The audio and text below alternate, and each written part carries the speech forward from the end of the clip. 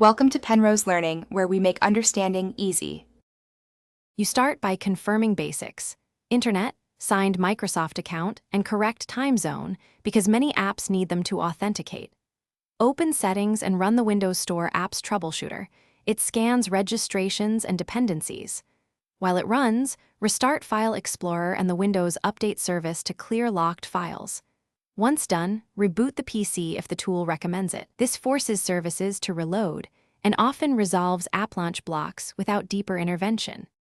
Now you repair core files so apps have a healthy foundation. Open an elevated PowerShell and run sfc/scano. This replaces corrupt system files that block launches.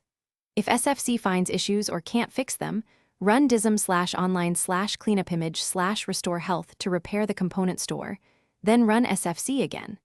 After those complete, try resetting the specific app in Settings or uninstall and reinstall it from the Microsoft Store. Because app packages sometimes finish by verifying supporting services, open services and ensure Windows Update, Microsoft Store install service, and AppX deployment service are running, restart any that are stopped.